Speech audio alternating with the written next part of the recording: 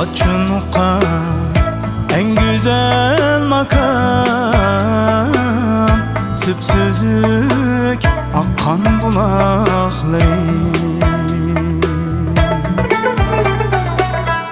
Qaytqım kelmez şu yerge barsam, öçmesin yanğan çırakları. Mellemning hidi, balılık hidi, sığınar daim yürügüm uni. Sığınar daim yürügüm uni. Açınlık'a sen təxtim minim, mən üçün tügüməz zor bəxtim minim. Açınlıqqa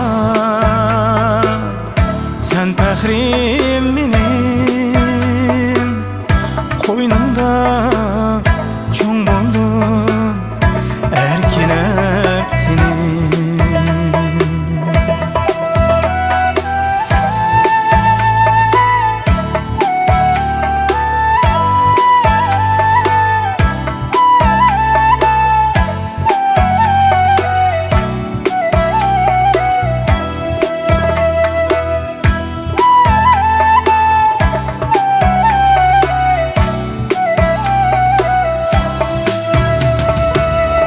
Seğenimem anjut seni,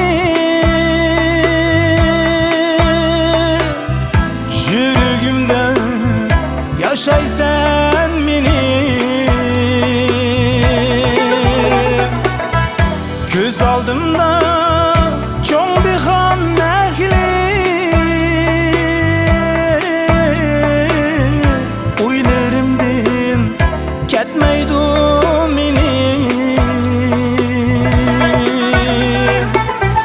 Tağların güzel, bağların güzel, dilimde dastan, dilimde gazel. Dilimde dastan, dilimde gazel. Açınlık'a